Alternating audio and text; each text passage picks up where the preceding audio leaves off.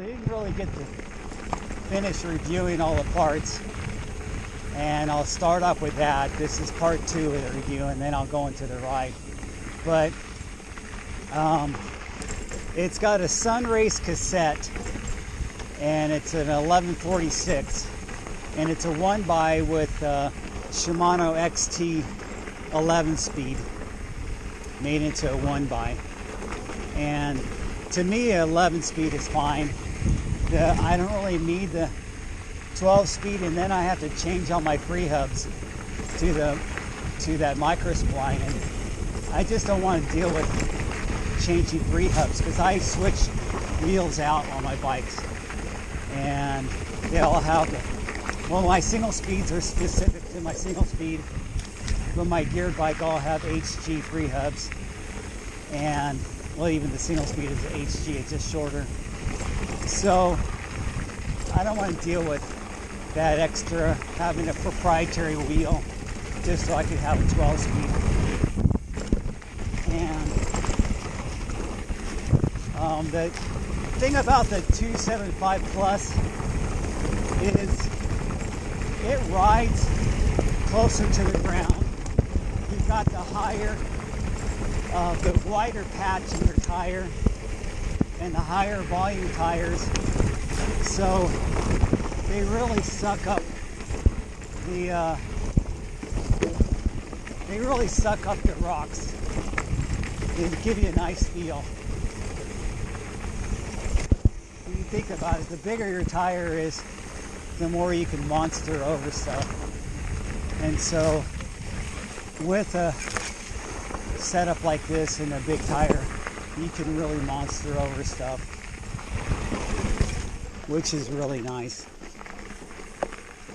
And I mean, the same as with my 29 setup, I really like the way this has the dropper post and the Fox fork, and with the Rimpact tire inserts in the tire too, you benefit by having that compression dampening feel at the tire.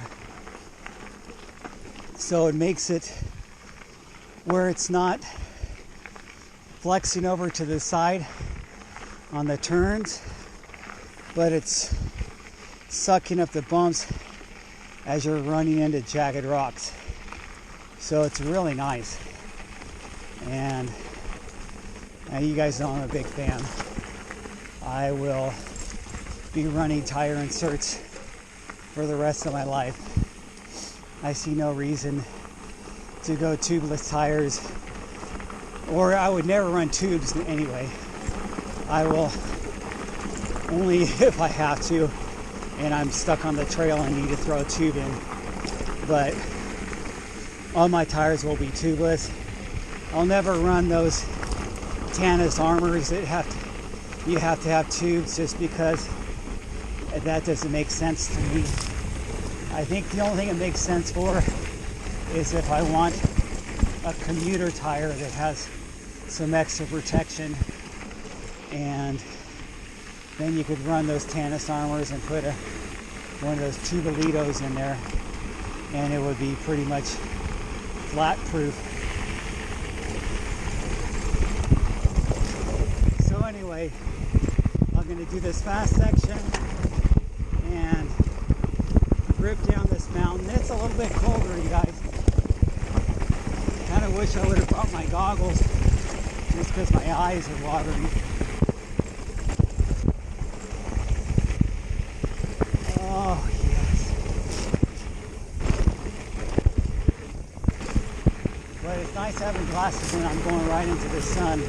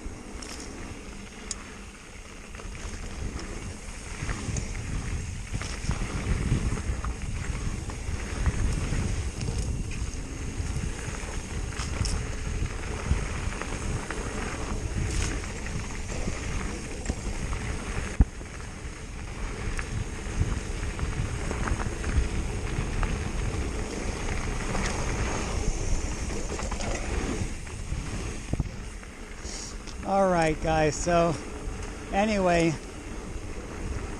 I will definitely keep running 275 plus. I think it's a great tire size and great wheel size for people to really enjoy mountain biking and have something that has a real stable feel to it. If you don't mind the extra work, it is extra work climbing up with the bigger, wider tires. Not as much work as a fat tire bike, but it's kind of in between. So, I mean, if you have a 29er and you put, hello, thank you, just me. If you have a 29er and you end up putting like racing tires on it, 2.1 or something, 2.2, it makes it climb really fast. Makes it an easy climber. That's why a lot of the World Cup cross-country guys ride 29ers and use those really light tires. But if you're not concerned about being a fast climber and you're more into the downhill and want something that feels more aggressive and capable, then Plus Tire does that. Of course, even my 29er tires are big. Anyway, I'm going to cut the video off now so I could save some for later. Talk to you guys later.